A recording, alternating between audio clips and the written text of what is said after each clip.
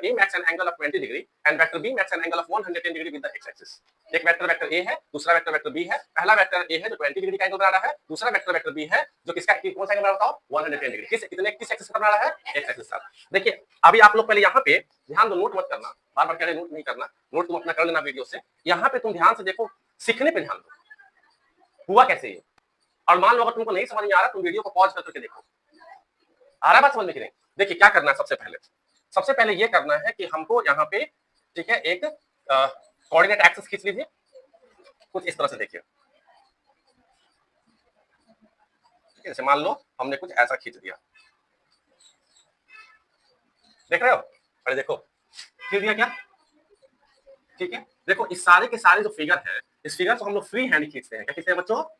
Free hand. इसमें कहीं भी प्रोटेक्टर वगैरह का इस्तेमाल नहीं है, लेकिन तत्काल आपको प्रोटेक्टर का इस्तेमाल करके सिखाया जा रहा है ताकि आपका कॉन्सेप्ट बेहतर तरीके से क्लियर हो। जब आप प्रोटेक्टर से बनाना सीख जाएंगे ना तो आप जो है फ्री हैंड खींच पाएंगे। आ रही बात समझ में मैं क्या कहना चाह रहा हूँ?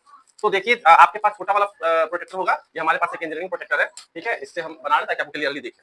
देखिए पहले कहता है बच्चों ध्यान दो, पहले कहता है कि वेक्टर ए जो है वो 20 डिग्री का एंगल बना रहा है और वेक्टर बी जो है वो 110 डिग्री का एंगल बना रहा है। किसके साथ बना रहा है? एक्स एक्सिस के साथ। That is called x axis and that is called y axis and that is the imaginary part of x axis x dash and that is the imaginary part of y axis y dash. Negative part है, ये आपका positive part है, ठीक है। तो अब हम लोग क्या करेंगे, ये मान लो इसको ओरिजिन ओ मान लो। कह रहा है कि एक वेक्टर ए है जो कितना एंगल बना रहा है बताओ 20 डिग्री। समझ गया सब? अब हम लोग किस एक्सिस से बना रहे हैं बच्चों बताओ? अरे बोलो एक्स एक्सिस के साथ। देखो हम ऐसे प्रोटेक्टर, तुम्हारे पास छोटा वाला प्रोटेक्टर होगा उसको ऐसे तुम तो बचपन से इसको कितना सीखे ही हो। तो देखो ये तुम्हारा 20 डिग्री यहाँ पे हो गया, हम एक्स के साथ लिए हैं, बेस देखिए एक्स के साथ है ना, और दूसरा किसके साथ है? देखो यहाँ पे 110 डिग्री। देखो यहाँ पे मैं यहाँ पे 110 ले लेता हूँ। क्लियर दिख रहा है? देखो तो दिख रहा है क्लियर? चलो ठीक है, मतलब लगभग हम लोग यहाँ पे लिए थे, ठीक है। यहाँ तक कोई दिक्कत है क्या? अब हम लोग को क्या करना है, ध्यान से देखिए। अब हम लोग को करना ये है, थोड़ा सा इसको मैं ऐसे खींच देता हूँ, देखो ठीक है। अब क्या करना है, यहाँ पे ध्यान से देखो, इसको आपको इस तरह से ऐसे बनाना है, ऐसे, ठीक है। अच्छा एक चीज है इसमें ध्यान से देखिए, कौन सा वेक्टर है जो एक्स एक्सिस के साथ 110 डिग्री बना रहा है? वो वेक्टर ए है या वेक्टर बी है? वेक्टर बी बना रहा है। और वेक्टर बी का जो मैग्नीट्यूड है वो कितना है? The magnitude of this vectors are 3 metre and 4 metre. मतलब 4 मीटर क्या है? वेक्टर बी के लिए। 3 मीटर क्या है? वो वेक्टर ए के लिए। आ रही बात समझ में क्या?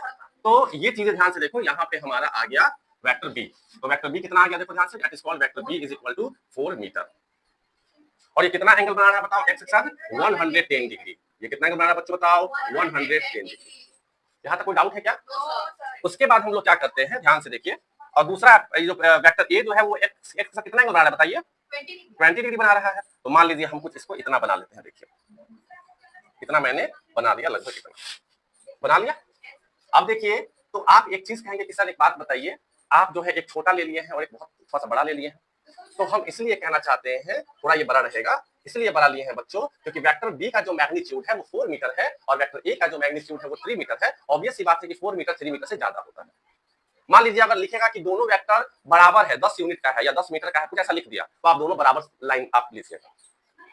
यहां तक बात समझ में आ रही है क्या बच्चों? ये हमारा वेक्टर ए हो गया और ये कितना एंगल हो गया? देखो 20 डिग्री हो गया। यहां तक कितने बच्चे समझ गए बताओ? समझ गए? पूरा याद हो गया? अब देखिए ये तो आपने क्वेश्चन के अकॉर्डिंग खींच दिया।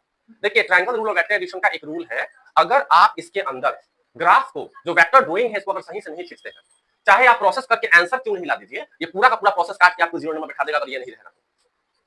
इस बात का ध्यान रखिएगा। आप सब्जेक्टिव एग्जाम अगर 11th क्लास का दे रहे हैं और वहां पे अगर आपने न्यूमेरिकल सॉल्व किया और वेक्टर ड्राइंग को नहीं खींचा है तो वो काट के आपको 0 नंबर बैठा देगा। इसलिए वेक्टर ड्राइंग पे पूरा फोकस करना है। आ रही है बात समझ में क्या? अब रूल क्या कहता है, ध्यान से देखो बच्चों। ये वेक्टर ए है और ये क्या है आपका? वेक्टर बी है। दोनों वेक्टर में से कोई एक वेक्टर को आपको पसंद कर लेना है। ये तो क्वेश्चन इतना दिया हुआ है। मान लीजिए मैंने वेक्टर ए को पसंद किया, एक बार मैं वेक्टर बी से भी आपको दिखा दूंगा। तो वेक्टर ए को आपने पसंद किया तो रूल क्या कहता है, मान लीजिए फर्स्ट वेक्टर को आपने ले लिया, ठीक है। तो फर्स्ट वेक्टर को आपने लिया तो देखिए वेक्टर के इस पॉइंट को हम लोग हेड कहते हैं। क्या कहते हैं बच्चों? और इस पॉइंट को हम लोग टेल कहते हैं। इसको सिर कहते हैं, इसको पूंछ कहते हैं, ठीक है। वेक्टर को हिंदी में सदिश कहते हैं, ठीक है। तो देखिए ये जो आपका वेक्टर है, तो ए वेक्टर इसके हेड पे आपको एक ऐसा पॉइंट बना देना है। सीखो ध्यान से।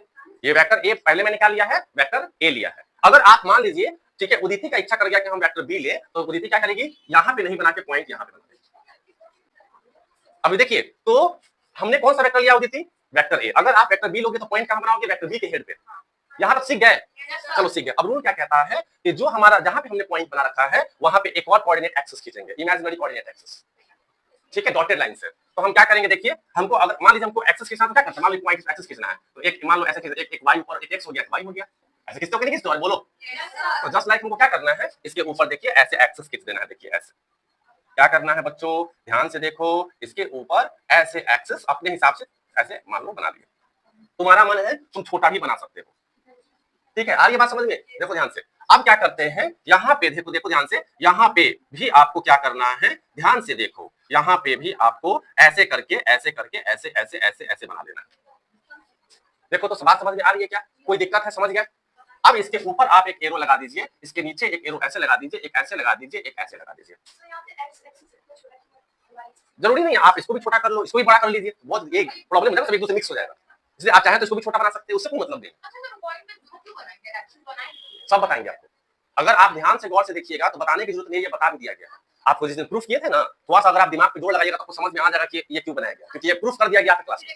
हाँ, जो ट्रायंगल रूल ऑफ एडिशन, आपको धीरे धीरे सब समझ में आएगा, क्लास करते ही सब समझ में आएगा, जैसे जैसे क्लास करिएगा तभी समझ में आएगा, ठीक है। ऐसे दिमाग पे आप जोर डालिए, सर हमको ये resultant is equal to under root A square plus B square plus भी कॉस प्रूफ किए थे, प्रूफ करना सिखाएं, tan alpha equal to b sin theta upon a plus b cos theta proof करना सिखाएं, तो उसको अगर आप ध्यान से देखेंगे तो आपको समझ में आएगा। आ रही बात समझ में कि नहीं? अच्छा, यहाँ तक खींच लिए क्या, यहाँ तक याद रहेगा? मान लो कि अगर उदिति को यहाँ इच्छा हो यहाँ पे खींच देती तो क्या होता, डॉटेड लाइन ऐसे खींचते फिर ऐसे खींचते, एक एक्स एक्सिस ऐसे बनाते हैं और एक वाई एक्सिस बनाते हैं, सिंपल, समझ में आ रहा है राधा? चलिए अब क्या करते हैं, तो आप बताइए कौन से वेक्टर आप लिए हैं, वेक्टर ए लिए, कौन से वेक्टर लिए हैं, वेक्टर ए लिए, यहाँ कोई डाउट है क्या? तो जो वेक्टर लिए हैं उसके ऊपर आपने कोऑर्डिनेट एक्सिस खींचा है, तो अब आपको चेक कर, जो वेक्टर लिए हैं उसको नहीं देखना है, कौन सा वेक्टर नहीं लिए, तो अब देखिए वेक्टर बी आप नहीं लिए, तो वेक्टर बी किस क्वाड्रेंट में है, सेकंड क्वाड्रेंट में है। अच्छा ये बताइए वेक्टर बी एक्स एक्सिस का कितना एंगल बना रहा है, 110 डिग्री, तो देखो यहाँ पे भी तो ये एक्स है, छोटे छोटे बनाओगे यहाँ पे, एक्स डैश है और ये वाई डैश है, समझ में आ रहा है क्या? तो आपको क्या करना है, ध्यान से देखिए, करना ये है कि आपको इसको ऐसे देखिए, ओरिजिन ऐसे बनाइए, देखिए इसके ऊपर आपको ऐसे प्रोटेक्टर ऐसे डाल देना, यहाँ देखिए ध्यान से। अब ये बताइए कि वेक्टर बी कितना एंगल बना रहा है किस एक्सिस के साथ में, 110 बना रहा है, तो अब आपको सेम वेक्टर बी को यहाँ खींच देना है, इसके पैरेलल अब यहाँ आ जाएगा, तो वेक्टर बी कहाँ पे रहेगा, किस क्वाड्रेंट पे रहेगा, यहाँ देखिए फर्स्ट सेकंड, यहाँ का फर्स्ट सेकंड क्या, फर्स्ट और सेकंड, कितना डिग्री का एंगल रहेगा, 110, देखिए 110 कहाँ पे, यहाँ पे है, देखिए यहाँ पे हमने 110 खींच दिया, देखिए ये तो आपको समझाने के लिए हम तो 5 मिनट, एक बहुत कम सेकंड लगेगा खींचने में, आपको समझाने में जितना टाइम जा रहा है, देखिए क्वालिटी बेस्ट मेंटेन हो सके। अब देखिए ध्यान समझिए, आपको डाउट है क्या? अब क्या हो जाएगा, अब ये क्या हो जाएगा, देखिए अब यहां से आपको खींच देना है ऐसे, देखिए ऐसे यहां से खींच देना है, देखो ऐसे खींच दिए, तो अगर देखा जाए तो क्या हो गया, देखिए ध्यान से, सेम जितना आप इसका मैग्नीट्यूड लिए है ना, जस्ट लाइक आप ये समझिए कि ये वेक्टर बी ही है, वो रूल क्या कहता है कि फर्स्ट वेक्टर के हेड से सेकंड वेक्टर के पैरेलल लाइन ड्रॉ करते हैं, देखिए फर्स्ट वेक्टर के हेड से सेकंड वेक्टर के पैरेलल लाइन ड्रॉ करते हैं, तो पैरेलल होने के लिए हम लोग इतना काम करते हैं ताकि पूरा पैरेलल हो जाए। अब क्या पूछा क्वेश्चन, देखिए क्या पूछा, फाइंड द रिजल्टेंट, तो जब रिजल्टेंट निकालिएगा तो रिजल्टेंट आप वेक्टर निकाल रहे हो, तो वेक्टर के साथ मैग्नीट्यूड के साथ क्या एसोसिएटेड होता है, डायरेक्शन, दोनों निकालना पड़ेगा। तो मतलब बस वो करना क्या, 3 मीटर प्लस 4 मीटर हो गया, 7 मीटर कैसे आ जाएगा रिजल्टेंट, 3 मीटर 4 मीटर। आप एक बात बताइए, अगर ये ऑब्जेक्ट मास m ऐसे है, यहाँ से 3 न्यूटन लगाओगे, यहाँ से 5 मीटर लगाओगे, बोलेंगे नेट फोर्स कितना है, तो 15 न्यूटन हो जाएगा ये। अच्छा, तो फिर उसका दूसरा बनाने के बाद फिर रिजल्टेंट भी निकालना है, तो निकालेंगे नहीं, under root a square plus b square plus 2b cos theta सब, हाँ 3 से 5 नंबर में आता ही है। अब हाँ, अब देखिए इस बात समझ, सीधा समझिए पहले बच्चों, अच्छे समझो मैं क्या कहना चाह रहा हूँ। अच्छा एक चीज बताओ, देखो अगर यही मान लो कि कोई एक्सपर्ट हम लोग टाइप करेगा तो क्या करेगा, 20 डिग्री खींच दिया, 110 डिग्री खींच दिया, यहाँ से ऐसे खींच दिया, ठीक है, इसको ऐसे खींच दिया, फिर इसको ऐसे मिला दिया और इसको ऐसे करके ऐसे थीटा को 20 डिग्री दिया। तो आप इस बात को ध्यान से अगर आप देखिएगा तो 10 लाइक कैसे वहां पे ऐसे खींचते थे, फिर यही वाला मिलाते थे ऐसे करके, ठीक है। तो ये आपका क्वेश्चन में सिचुएशन दिया हुआ। अब देखिए अब क्या करना है, तो हमने क्या सीखा कि फर्स्ट वेक्टर हमने क्या लिया है, वेक्टर ए को माना है, अगर आप फर्स्ट वेक्टर बी को मानते हैं तो फिर इसके हेड से आप इसके पैरेलल खींचेंगे लाइन। तो यहाँ पे रूल क्या कहता है कि फर्स्ट वेक्टर के हेड से सेकंड वेक्टर के पैरेलल हम क्या करते हैं बच्चों, एक लाइन ड्रॉ करते हैं, तो ये हमारा क्या हो जाएगा, वेक्टर ए हो जाएगा। ध्यान से देखो, यहाँ तक बात समझ में आ रही है कि बच्चों बताओ, जैसे वेक्टर बी के हेड से करते तो क्या करते, देखिए जैसे देखिए आपको बताते हैं, मान लीजिए अगर आप वेक्टर, जैसे मान लीजिए ये ए है, ये क्या है, बी है, तो सबसे पहले आप क्या करते हैं, इसके ऐसे खींच देते, देखिए अब ये होता है एक्स डैश और ये होता है वाई और वाई डैश। अब ये बताइए कि चूंकि आप बी लिए हैं, आपको ये चेक करना है कि ए किस क्वाड्रेंट में है, ए किस क्वाड्रेंट, फर्स्ट क्वाड्रेंट में है, कितना एंगल बना रहा है 20 डिग्री। तो आपको क्या करना है, यानी इसका फर्स्ट क्वाड्रेंट कौन सा, ये वाला फर्स्ट क्वाड्रेंट है, मतलब प्रोटेक्टर आप यहाँ पे रखेंगे ऐसे, और 20 डिग्री ऐसे खींचेंगे ऐसे, समझ गए? फिर ये दोनों को मिलाएंगे। हाँ पैरेलल तो हो जाए, जब आप एंगल सेम एंगल ले रहे हैं, यहाँ भी 20 यहाँ भी 20 पैरेलल है। हाँ हाँ समझ गए यहाँ तक।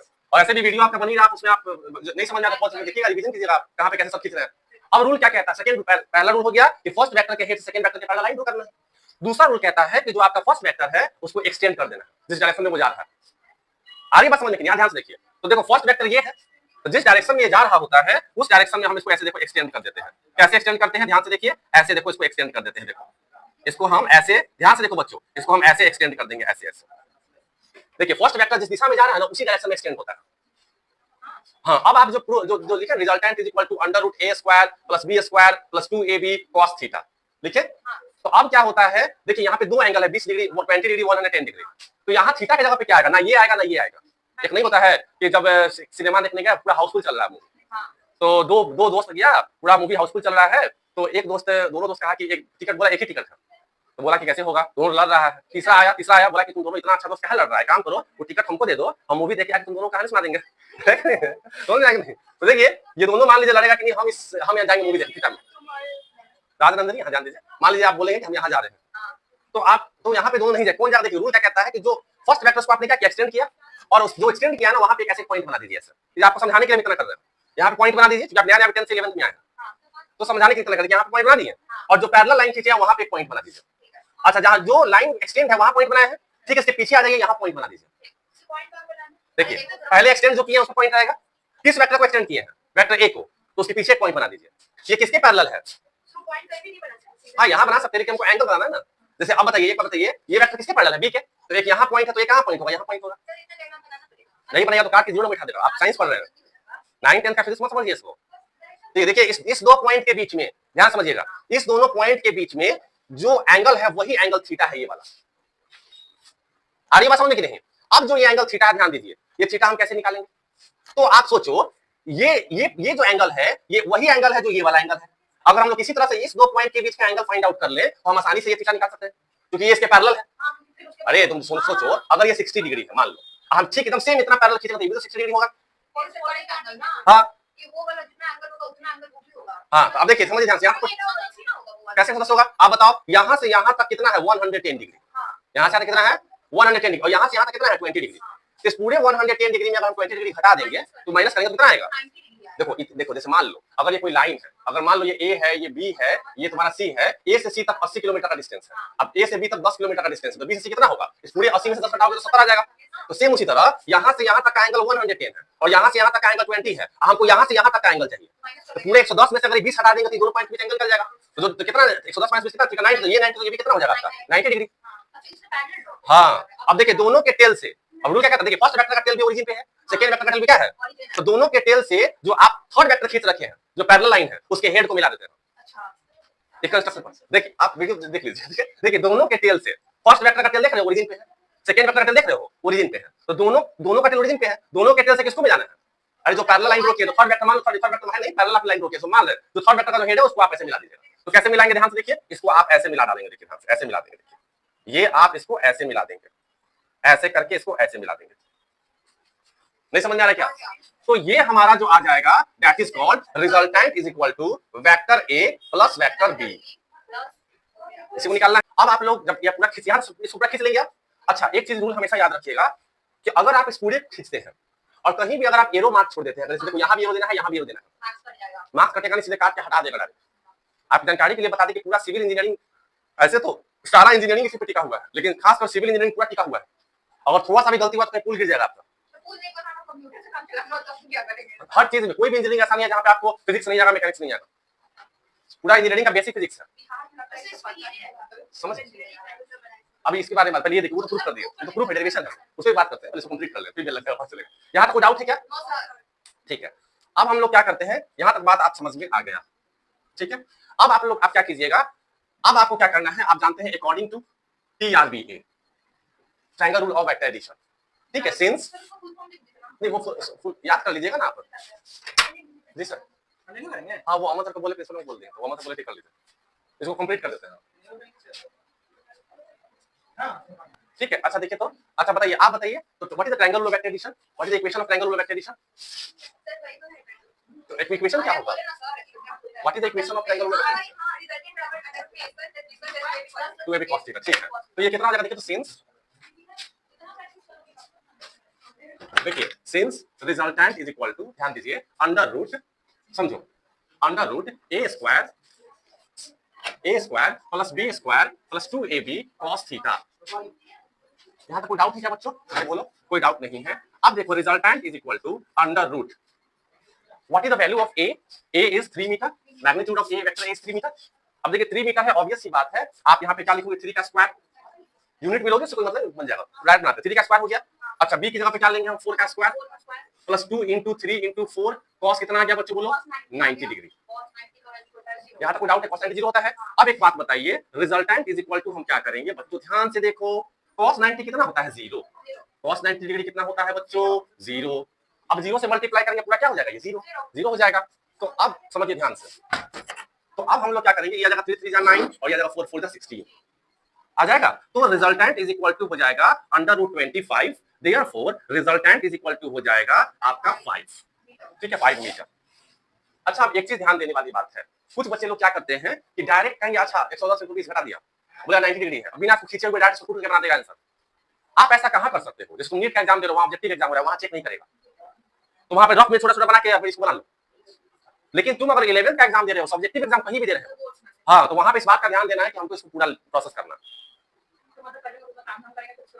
हाँ, आ रही बात समझ में। और सबसे बड़ा बात ये होता है कि नंबर पूरा कर दे, क्योंकि पूरा वेक्टर ज्योमेट्री है। नहीं नॉर्मल में एकदम वैसे खींचना होता है, नहीं 5 मिनट लगा, प्रैक्टिस कराएंगे इतना क्या पता लगेगा ही नहीं।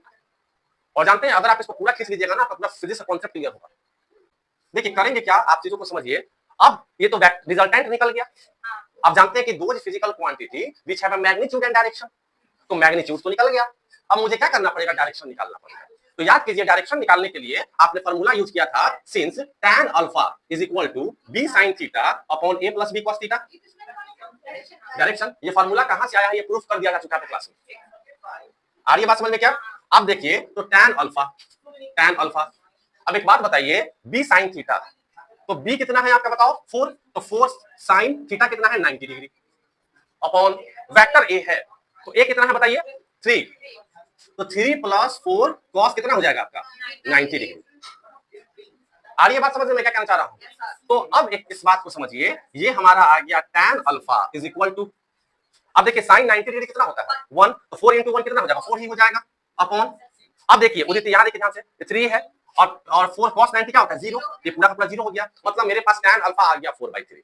कोई नहीं बताएगा, उदित आप बताइए tan अल्फा जब 4/3 है तो अल्फा की वैल्यू क्या होती है? कल पढ़ाया गया था 3 4 5 मेथड, देखिए कल पढ़ाया गया था ऐसा, ये आपका 5 था, मान लो ये 4 है, ये 3 है, तुम 4 इसको ही मान सकते हो। अगर तुम 4 इसको माने हो तो 53 डिग्री ये लिखोगे, 3 इसको माने हो 37 डिग्री ये लिखोगे, और ये कितना हो जाएगा आपका 90 डिग्री। तो कह रहा कि tan, याद क्या करना, आप रफ में कभी भी खींच लीजिए, बना लीजिए, हाँ जरूरी है ये। देखिए हम कोई भी क्लास अगर ले रहे हैं तो हर क्लास से रिलेटेड है, इसीलिए हम कहते हैं कि क्लास सिर्फ मत छोड़िए। अगर आप वीडियो देखिएगा मेरा पूरा तो क्या हो जाएगा ना, फिर से रिवीजन हो जाएगा। हाँ ये फिक्स रहेगा 37 और 53 के लिए। अच्छा अब देखिए इस बात को समझिए ध्यान से, यहाँ समझ रहे हो? तो अब क्या हो जाएगा, देखिए यहाँ पे इस चीज को समझिए, मैं क्या कहना चाहता हूँ। तो देखो अब मुझे पता नहीं है कि ये tan 37 है या tan 53 डिग्री है, तो tan 37 अगर हम करेंगे तो कितना हो जाएगा, देखो p/b 3/4, क्या 3/4 दिया हुआ है, नहीं दिया हुआ है, 4/3 दिया हुआ है, इसका मतलब tan 37 नहीं है, तो tan 53 डिग्री कितना हो जाएगा, p/b, तो p कितना है 4, अभी कितना है 3, तो 4/3। इसका मतलब यहाँ पे देखिए आपसे पूछेंगे कि tan अल्फा 1 है तो अल्फा कितना लिखेंगे, 45 डिग्री। मान लो अगर हम लिखेंगे cos theta is equal to root 3/2 है, तो थीटा कितना है 30 डिग्री, तो cos थीटा की जगह पर 30 पुट करेंगे तब ना cos 30 रूट 3/2 होगा। तो उसी तरह आप इस बात को समझिए, अगर tan अल्फा 4/3 है तो अल्फा कितना है 53 डिग्री। नहीं समझ में आ रहा क्या? नहीं देखिए आप tan 37 निकाल के देखिए, tan 37 डिग्री कितना होता है आपका p/b, 37 के परपेंडिकुलर 3 हो गया। ठीक, हम पहले चेक किए ना कौन सा है एंगल, हम दोनों को थीटा मान के दोनों को एक बार 37 माने, तो 3/4 आया, मतलब ये तो है नहीं। अब tan 53 लीजिए, तो tan 53 डिग्री के लिए tan थीटा p/b होता है, तो 53 के लिए परपेंडिकुलर कौन है, 4, तो 4 हो गया, बेस कौन है 3, तो देखो आ गया, इसका मतलब 4/3 किसके लिए, 53 डिग्री के लिए है। नहीं समझ में आया क्या? अब सुनिए, आ गया ना? अब लेकिन इसमें एक प्रोसेस और करना है। प्रोसेस ये करना है कि आप याद कीजिए कि जब आपको डेरिवेशन किया गया था तो वो डेरिवेशन कुछ इस तरह से था, कुछ इस तरह से था, ऐसे था, याद है? अब इस तरह से था, तो इसको अगर हम आगे बढ़ाएंगे तो क्या है, एक्स एक्सिस पे ये कहां है आपका, कुछ ऐसे ऐसे प्रूफ किया गया था। लेकिन आपका जो ये पूरा का पूरा फिगर है, सेम फिगर देखो यहाँ दिख रहा है, सेम फिगर दिखा, यहाँ से लाइन ड्रॉ सेम फिगर दिखेगा। लेकिन ये क्या है ना, ये पूरा एक्स एक्सिस, इस यहाँ जो पहला वेक्टर है वो एक्स पे क्या है, एक्स पे ही है। लेकिन ये पहला वेक्टर क्या एक्स से क्या है, ऊपर है। तो जो फार्मूला आपने ड्राइव कर रखा है वो कुछ इस तरह से कर रखा है। क्वेश्चन में क्या बोल रहा है कि सारे के सारे क्या एक्स एक्सिस के साथ है। तो आपको क्या करना है, हमको ये पता करना है कि ये रिजल्टेंट का मैग्नीट्यूड तो आपका कितना है, 5 मीटर। रिजल्टेंट का मैग्नीट्यूड क्या है, जैसे मान लो अगर हम बोलेंगे कि ये नॉर्थ है, ये साउथ है, ये ईस्ट है, ये वेस्ट है, हम बोलेंगे कि कोई ऑब्जेक्ट है वो 10 मीटर नॉर्थ जा रहा है, तो हम ऐसे दिखाएंगे तो हम पता 10 मीटर नॉर्थ जा रहा है। अगर ऐसे दिखाएंगे मान लो 10 मीटर, तो बोलेंगे ईस्ट जा रहा है। लेकिन अगर मुझे ऐसे दिखाना है, ऐसे दिखा मान लो 45 इधर है, 45 इधर है, तो हम क्या बोलेंगे 10 मीटर नॉर्थ ईस्ट है। अब मान लीजिए एक मिनट, अगर सपोज दैट ये एंगल बीच 45 नहीं है, ये एंगल मान लो कुछ ऐसा है, कुछ मान लो ये आपका 60 डिग्री है, हम क्या बोलेंगे 60 डिग्री नॉर्थ ऑफ ईस्ट है। आज नॉर्थ ऑफ ईस्ट बोले, नॉर्थ ईस्ट नहीं बोलेंगे। बात समझ आ रहा है कि नहीं, बात समझ आ रहा है? तो एक एंगल इसके साथ हमने लगाया, आ रही बात समझ में कि नहीं? किसके साथ लगाया, ईस्ट के साथ लगाया, नॉर्थ के साथ लगाएंगे 30 डिग्री हो जाएगा। मतलब कोई ऑब्जेक्ट होगा जो ईस्ट के साथ 60 डिग्री एंगल बना के जा रहा होगा नॉर्थ ईस्ट में। समझ में आ रहा है क्या? तो ऑब्वियस सी बात है, आप इस बात को ध्यान से देखिए। यहाँ पे अगर हम यहाँ गौर से देखेंगे तो क्या होगा, अगर आप यहाँ पे गौर से देखेंगे तो यहाँ पे क्या होगा, देखिए ध्यान से। यहाँ पे अगर मुझे ये पता करना है कि रिजल्ट, मेरा मेन तो देखिए मेरा मेन आंसर कौन है, अब मुझे ए और बी से मतलब मुझे मेरा मेन वेक्टर ये है, इसी का मैग्नीट्यूड और डायरेक्शन निकालना है। मेरा मेन यही है, जो मेरा मेन तो यही है। तो आर का मैग्नीट्यूड तो निकल गया आपका कितना, 5 मीटर। अब डायरेक्शन फाइंड करना है तो हम उसको क्वेश्चन किसके साथ दिया हुआ है, एक्स एक्सिस दिया हुआ है, तो हम एक्स एक्सिस का कोई हमको एंगल तो निकालना है, वो एक्स एक्सिस के साथ होना चाहिए। तो आपने जो एंगल निकाल रखा है 53 डिग्री, वो कौन सा एंगल निकाल रखा है, आप ध्यान से देखिए। जैसे अल्फा क्या होता है, मान लीजिए यहाँ पे ऐसे गया था, तो ये आपका क्या था, थीटा था। अल्फा कौन था, ये वाला था। मतलब आपने अल्फा कौन सा निकाल रखा है, यहाँ से यहाँ तक आपने निकाला है इस फार्मूला से। लेकिन आपको डायरेक्शन निकालने के लिए आपको किसके साथ निकालना है, एक्स एक्सिस का। क्वेश्चन में क्या कर रहा है, ये एक्स एक्सिस का क्वेश्चन कर रहा है, समझ रहे हैं? जैसे आप सुनिए, जैसे आप इस बात ध्यान सुनिए, जैसे आपने आर निकाल लिया है, ये वाला निकाल दिया। अब आपको इससे मतलब नहीं है ना, ए से मतलब है ना बी से मतलब है, तो आर का वैल्यू कितना आ गया आपके पास, 5 मीटर। तो आपको पता चला कि 5 मीटर गया कोई ऑब्जेक्ट, लेकिन किस दिशा में गया, ये तो सारा वेक्टर है ना। 5 मीटर आप गए तो किस दिशा में गए, तो किस दिशा में गया, तो हमको एक एक्सिस के साथ एसोसिएट करना पड़ेगा। तो अगर हम इस आर को पूरा एंगल निकालेंगे, ये मान लो एंगल कुछ है, ये बीटा कुछ एंगल है, तो हम बोलेंगे ना कि 5 मीटर गया बीटा, एक्स एक्सिस के साथ बीटा एंगल बना रहा है। तो अब एक बात बताइए, अल्फा 53 डिग्री आया है, तो अल्फा कौन है, यहाँ है और ये वाला अल्फा है, लेकिन हमको निकालना किसके साथ है, एक्स एक्सिस के साथ में। तो 53 डिग्री किसे जोड़ेंगे, 20 से सिंपल, पूरा आर का यहाँ से वैल्यू निकल जाएगा।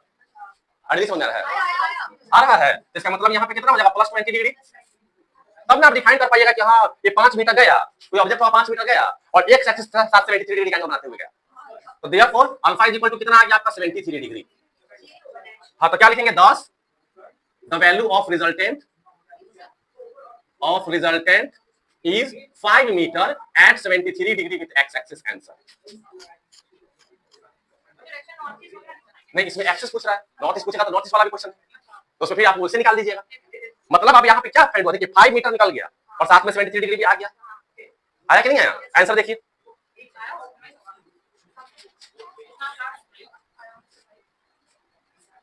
एक्सरसाइज का आंसर देखिए, ऑब्जेक्टिव का आंसर देख लीजिएगा, एक्सरसाइज का आंसर देखिए जी। चलिए एक काम करते हैं, जैसे आपको याद होगा कि जब हम लोग ऐसे ग्राफ खींचे थे, आपको याद है, ये वेक्टर ए था और ये क्या था आपका, वेक्टर बी था। इसका नाम क्या याद है, कॉपी में लाए, पी और ये एम और ये डी था, ये सर, ठीक है, समझ गए।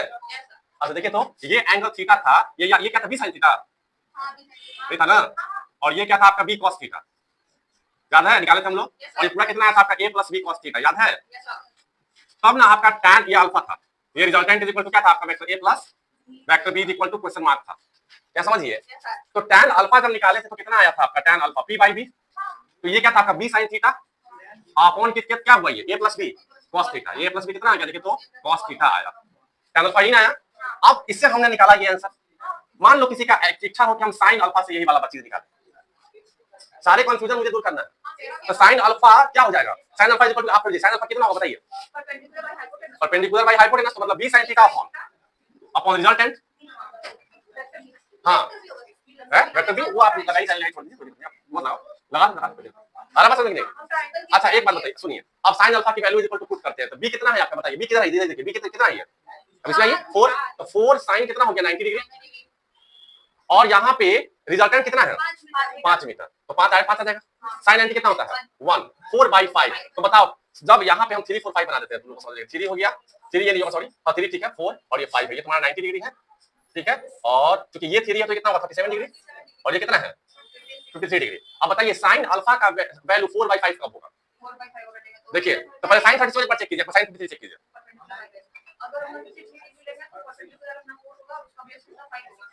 बेस नहीं हाइपोटेनस ना, 53 तो अल्फा कितना आ गया, सेम आंसर आ रहा है यहाँ, 53 जोड़ दो, देखिए यहाँ 4/3 आया, यहाँ 4/5 का, लेकिन एंगल वही आया, एकदम आएगा। देखिए cos अल्फा बताइए कितना होगा, अब बताइए cos अल्फा बताइए, यहाँ से बताइए b/h,